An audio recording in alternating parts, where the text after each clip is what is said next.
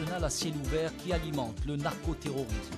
Malgré les crises qui le traversent, le Sahel reste une région extrêmement convoitée. Géopolitique du Sahel est un rendez-vous hebdomadaire dont le but est de mieux comprendre cette région et de cerner les enjeux derrière la rivalité qui oppose les grandes puissances pour son contrôle. L'émission est animée par Leïla Gertal sur Radio Ifriqiya FM.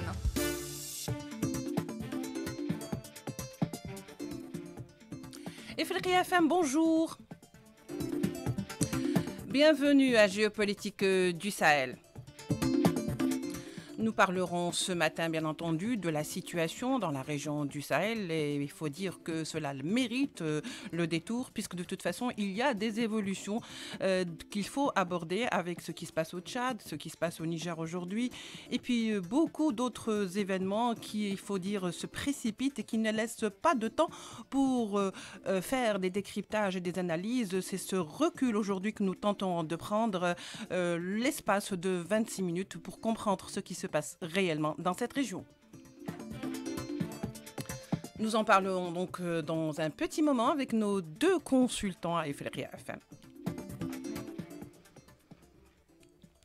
Alors, comme je le disais, beaucoup d'évolutions, ou de grandes évolutions, d'ailleurs, qui se précipitent, il faut le dire. Nous allons en discuter ce matin avec nos deux consultants, Abdelkader Soufi qui est avec nous. Abdelkader Soufi, vous êtes consultant à Ifriqiya FM, vous êtes également professeur universitaire. Bonjour. Bonjour. Merci d'être avec nous. C'est moi. Bien entendu, nous aurons Ahmed Kateb par téléphone. Ahmed Kateb, professeur universitaire et bien entendu, expert en questions internationales. Ahmed Kateb, bonjour. Bonjour Leïla, bonjour Abdelkader et bonjour à tous nos auditeurs. Alors, pour commencer avec vous, Ahmed Kateb, il se passe des choses dans la région du Sahel, surtout depuis le dernier, si vous voulez, revers qui a été donc donné à la France dans la région du Tchad, c'est-à-dire connu comme étant le bastion aujourd'hui. Les forces françaises sont priées de plier bagages et de partir. Alors, également, il y a des bouleversements aussi au Niger, où les troupes terroristes ont repris de plus belle dans certaines régions, bien entendu, et ces régions sont un petit peu le point commun entre le Niger, le Burkina Faso et le Mali. Alors, que se passe-t-il réellement dans cette région depuis que il y a une volonté, si vous voulez, de retirer ou de renvoyer chez eux les troupes françaises? Alors, si vous voulez bien, on va planter le décor d'abord. La France a connu un revers sécuritaire, stratégique, diplomatique et politique depuis les changements qui sont survenus au Mali, puis au Burkina Faso et enfin au Niger. Donc, pour dire que le cœur du Sahel, les trois pays qui forment le cœur du Sahel central, ont décidé de s'autonomiser et de s'affranchir de la tutelle stratégique française avec toutes les répercussions, c'est-à-dire la rupture des conventions et des accords de sécurité et de défense avec la France, la sortie du G5 Sahel, la dénonciation du G5 Sahel et la fin de la MINUSMA. Donc, on voit que déjà, il y a une sorte d'autonomisation de la décision stratégique de ces trois États. On va élargir un petit peu le champ. C'est-à-dire, à l'Est, on a deux pays importants, le Tchad et le Soudan. Le Tchad a demandé il y a 2 semaines le départ des troupes françaises, un départ qui a été négocié via un calendrier, mais les Tchadiens ont décidé le 19 décembre, c'est-à-dire il y a 4 jours, de demander à la France un départ de tous les soldats avant le 31 janvier prochain, c'est-à-dire avant quasiment une quarantaine de jours. Donc c'est un départ à la hussarde. Les Tchadiens demandent le départ des Français avant échéance. Et j'y arrive au Soudan. Le Soudan, il y a eu la proclamation d'un gouvernement à Khartoum, c'est-à-dire un gouvernement parallèle à celui du président Abdel Fattah el-Burhan qui siège à Port-Soudan. Et ce gouvernement parallèle de Khartoum a été inspiré par les forces de soutien rapide du général Hamidti. Maintenant, on voit qu'il y a une sorte d'ébullition. À l'ouest, le Sénégal également demande, le même jour que le Tchad, il y a 15 jours, le départ des forces françaises et s'autonomise stratégiquement par rapport à la France. Donc on voit qu'il y a des bouleversements majeurs qui secouent tout le Sahel africain. Et si on voit avec un œil, disons, à un format microscopique, on zoome sur la région du Liptako-Gourma qui forme les trois frontières entre le Niger, le Mali et le Burkina Faso. On se pose la question, pourquoi soudainement il y a une résurgence des attaques terroristes. Maintenant, ce qui explique l'alliance aussi. Ce qui explique non seulement l'alliance et la décision des trois pays de la Confédération, puisque l'AES est devenue une confédération depuis juin dernier, donc de mettre en place une sorte d'unification des terrains d'action, des champs stratégiques communs entre les trois pays.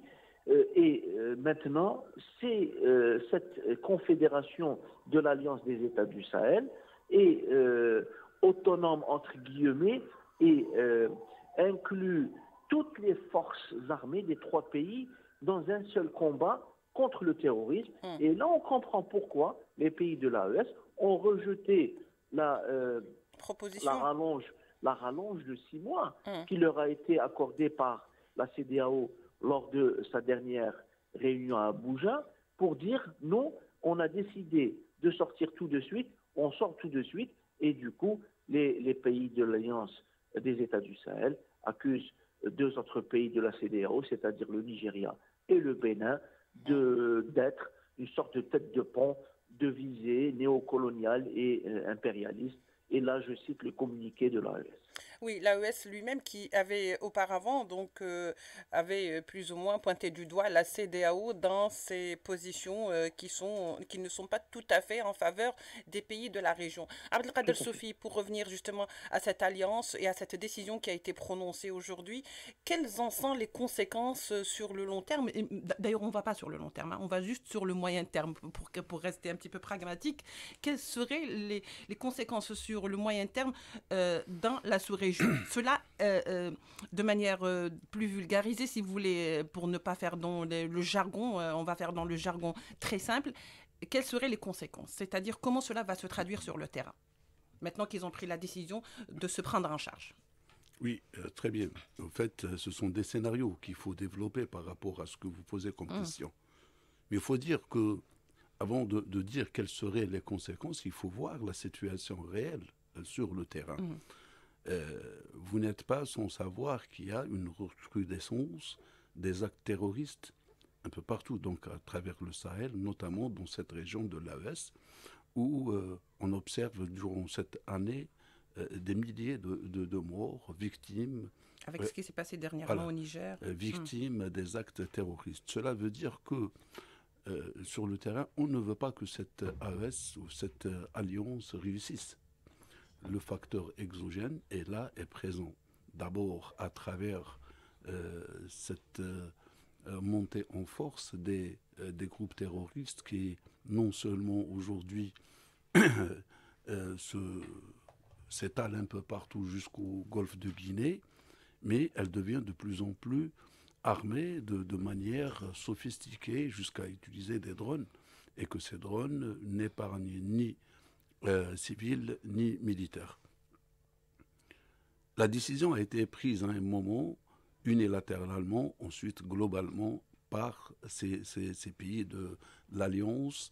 Et on peut rappeler qui sont le Mali, le Niger et le Burkina Faso. Et donc aujourd'hui, ils ont décidé de faire une rupture totale avec la CEDEAO, quand bien même à la sortie ou au sortir de la dernière réunion entre les deux parties, on a accordé 6 mois de réflexion pour un retour à la CEDEAO. Et à la normale. Voilà. Donc jusque-là, on pensait que les choses pouvaient, donc même s'il y a cette cassure, pouvaient ouvrir une brèche pour qu'il y ait une coopération entre les deux parties. Mais non.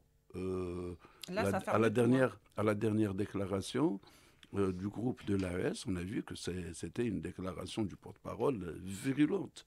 Donc il s'est attaqué à la CEDEAO et à travers la CEDEAO, il s'est attaqué à la France d'une façon frontale.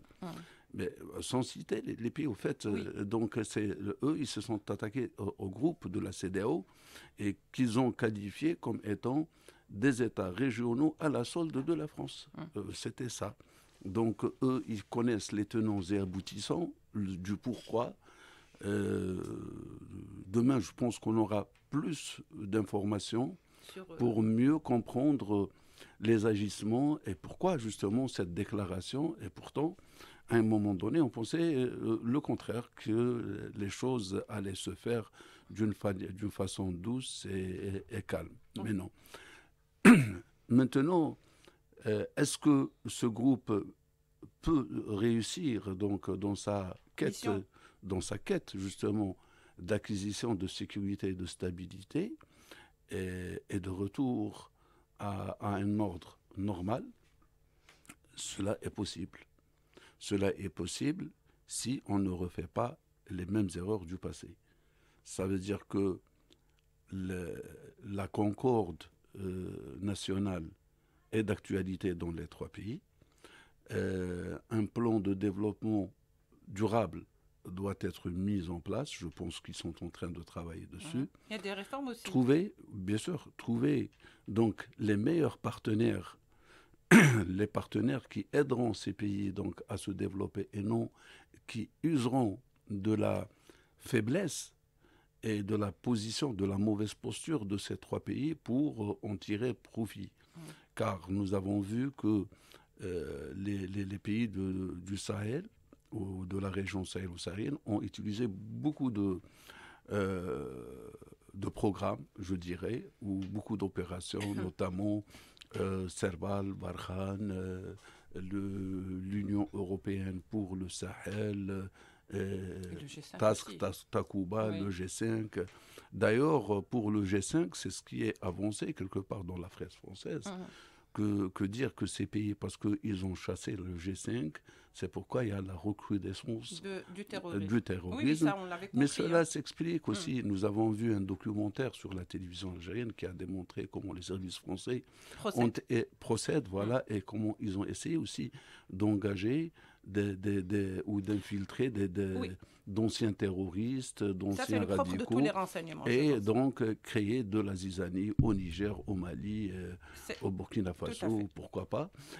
Pour eux, c'est cette perte de terrain d'une manière flagrante, car l'influence française n'est plus... Voilà, l'influence française a cessé en Afrique de l'Ouest, et à cette façon d'essayer de revenir ou de se repositionner à travers des plans machiavéliques, quitte à créer justement le chaos. Le chaos est le mot d'ordre. Surtout, c'est pas quitte, c'est surtout à créer le chaos. Je pense que c'est une vieille méthode au fait de créer le chaos et exister par justement le chaos. C'est ce que fait d'ailleurs les États-Unis en ce moment dans le monde entier, que ce soit au Moyen-Orient ou par exemple à Gaza ou même dans d'autres régions en Europe.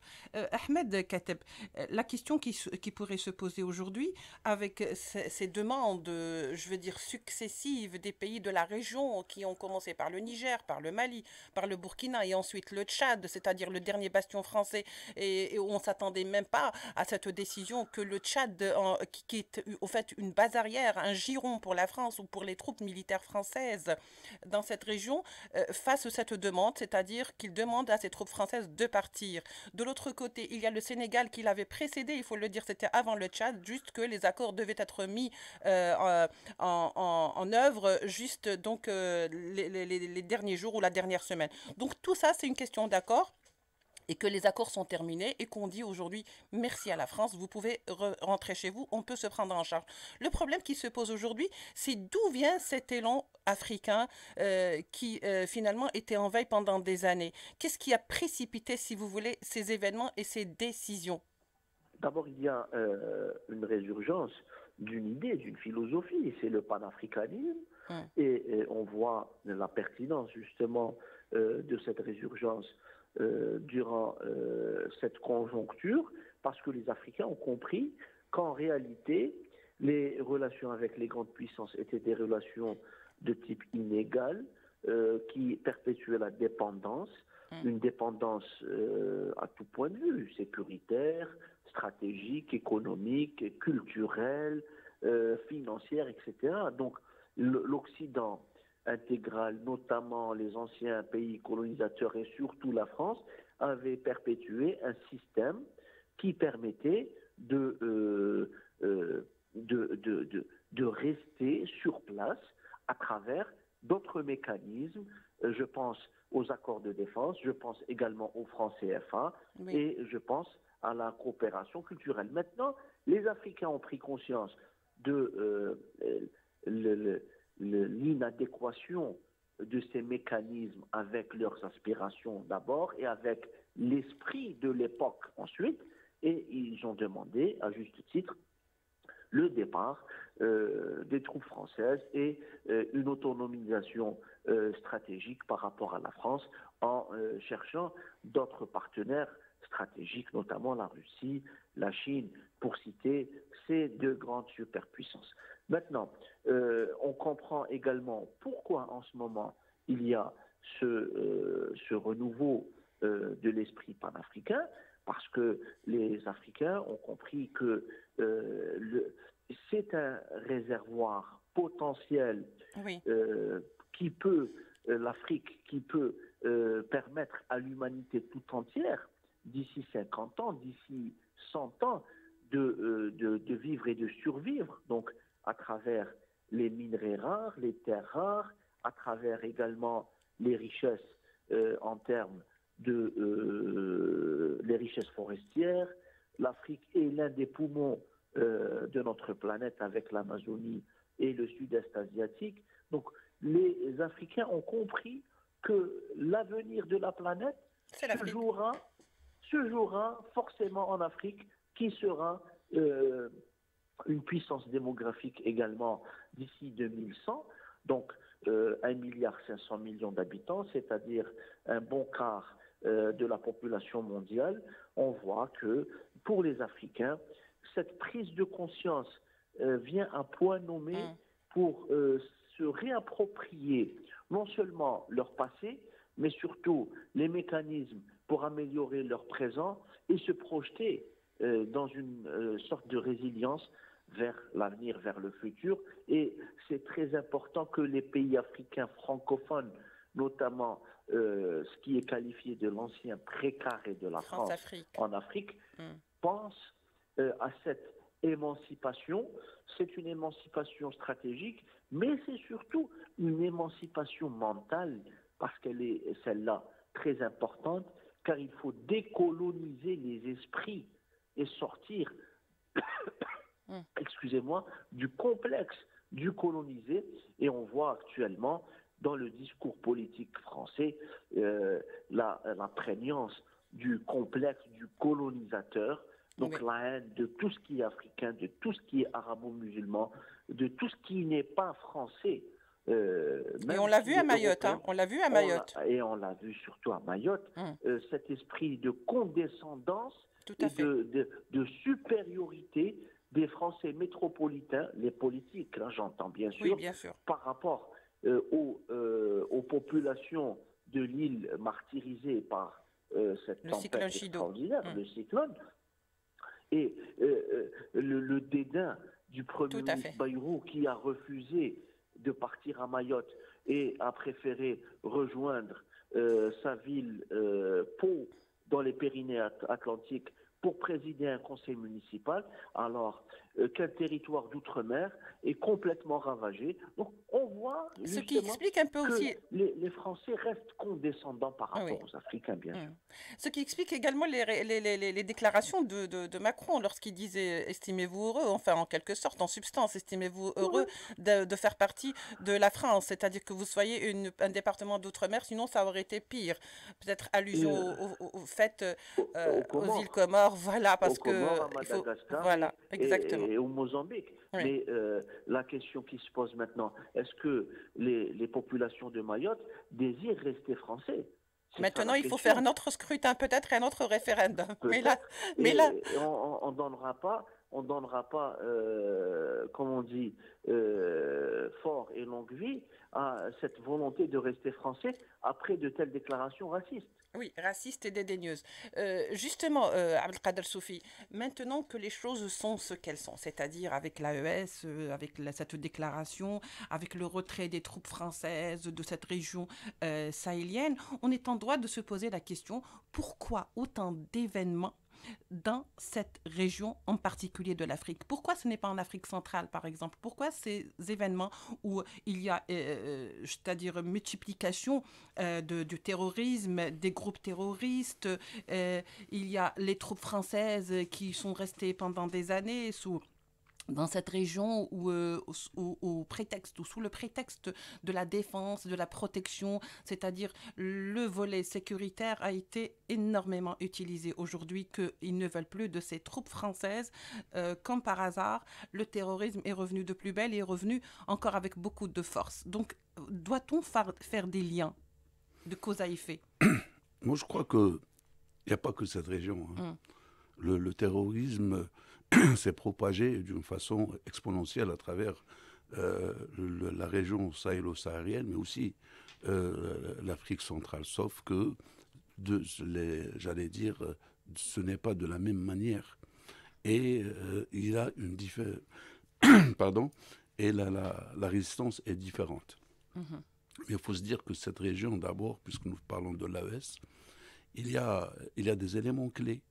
D'abord, il y a la fin des accords militaires avec la France. Oui. Et cela s'est propagé et s'est développé même aujourd'hui au Tchad, qui est un partenaire stratégique de la France. Stable, en principe. Non, mais on disait que c'était un partenaire stable. Non, nous parlons de la fin des accords militaires. Oui, oui, tout à fait. Deuxièmement, nous parlons du retrait des forces américaines de la région, notamment la base militaire américaine au Niger qui a été depuis 11 ans sur place. Troisièmement, ce sont les accords entre les trois pays de défense commune.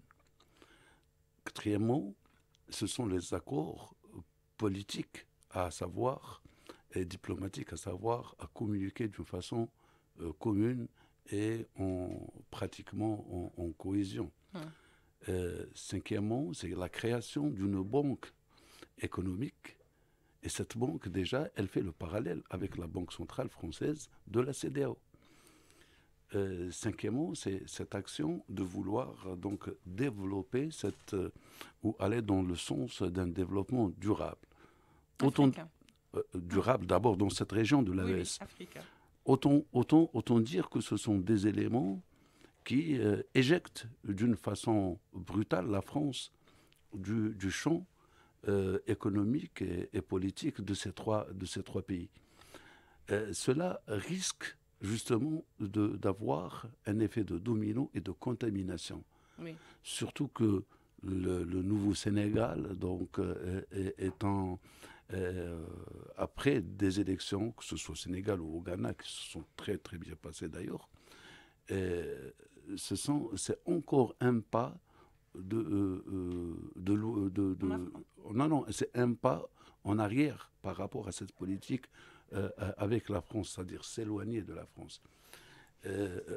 Donc, ce qu'il y a comme dénominateur commun entre l'ensemble des pays, ce que nous constatons de toute façon, c'est que la France est un dénominateur commun, que ce soit pour les acteurs français ou anti-français.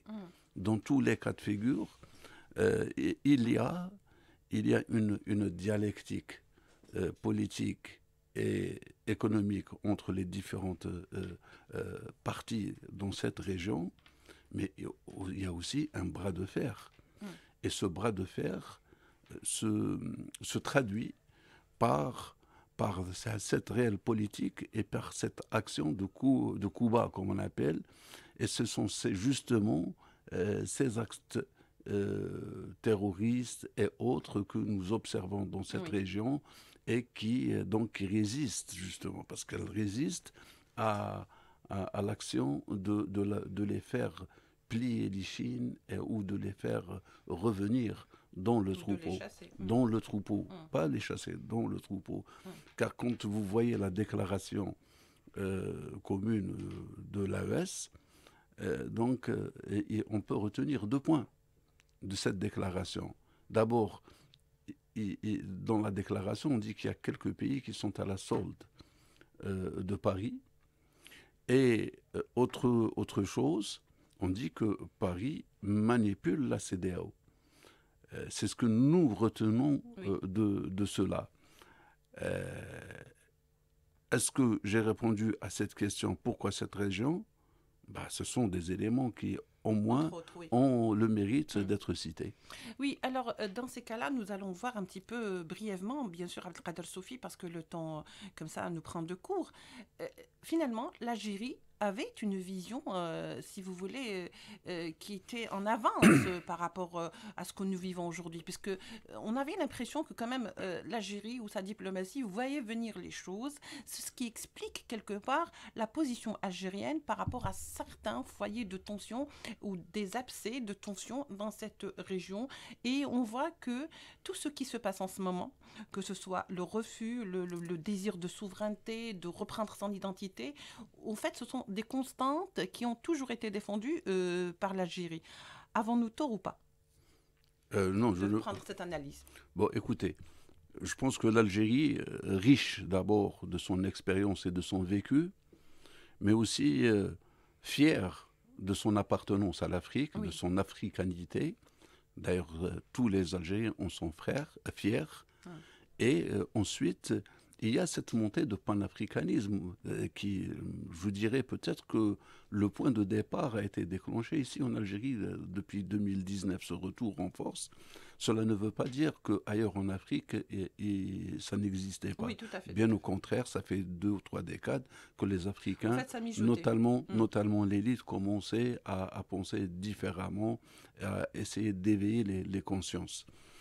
Un certain nombre d'événements ont conduit justement à ce renforcement de position de l'Algérie dans cette région, notamment le Hirak en Algérie, qui a démontré toute l'étendue de la sagesse des Algériens et de l'État algérien aussi. Car une manifestation de cette envergure pacifique et durant une période assez importante, où beaucoup j'allais dire, beaucoup de choses, où beaucoup d'attentats ont été déjoués. D'ailleurs, nous l'avons vu à maintes reprises. Cela s'est traduit par cette politique et cette vision diplomatique de l'Algérie, car nous savons aujourd'hui que seule l'approche pacifique et politique et celle du développement peut apaiser les esprits entre les différents frères d'un pays, mais aussi peut permettre la stabilité, aller de l'avant et évincer le crime organisé, les acteurs terroristes et autres. Les foyers de terror. Voilà, mais surtout permettre un retour à la normale. Je pense que l'Algérie avait proposé en 2015 le process d'Alger pour le Mali. Oui. Et ce process, combien même il est difficile de convaincre, mais il a le mérite de prendre le temps et de laisser le temps au temps pour que ces différents belligérants et partenaires, d'abord, posent les armes, discutent et font des concessions et arriveront fatalement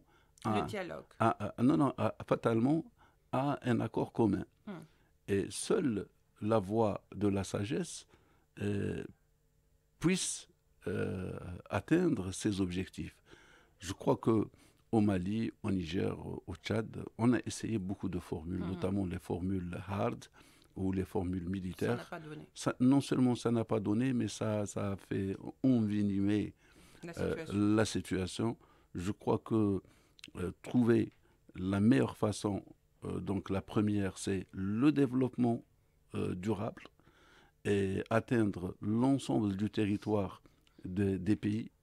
Deuxièmement, ouvrir le dialogue à tous les partenaires sociaux d'un État.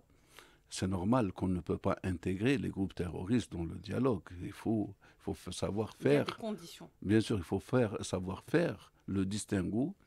Ensuite, je crois que la raison d'État doit primer avec la sagesse pour atteindre les objectifs et évincer l'ensemble des acteurs étrangers. Très bien, Abdelkader Sofi. Il faut dire aussi, pour conclure, que l'Algérie a joué quand même un rôle depuis quand même la guerre en Ukraine qui a un petit peu dénudé, si vous voulez, tellement de failles, d'hypocrisie de l'Europe. Peut-être que c'est aussi les conséquences de cette guerre en Ukraine aujourd'hui, ce qui se passe réellement en Afrique. L'Algérie a toujours porté le flambeau d'abord. On l'a vu avec des efforts monstres, colossaux, concernant par exemple la représentativité de l'Afrique au sein de l'ONU. Donc c'est vraiment ce qu'on peut appeler un travail monstrueux et surtout qui est très pertinent au sein de l'ONU pour une meilleure représentativité de l'Afrique. Abdelkader Sofi, je vous remercie d'avoir été avec nous. Je rappelle que vous êtes professeur universitaire, que vous êtes également le consultant à Ifriqiya FM. Merci également à Ahmed Kateb qui était avec nous, consultant également à Ifriqiya FM, professeur universitaire. Quant à moi, je vous remercie pleinement de nous avoir suivis. On se retrouvera certainement, sans nul doute, si Dieu le veut, la semaine prochaine pour un nouveau numéro de Géopolitique du Sahel.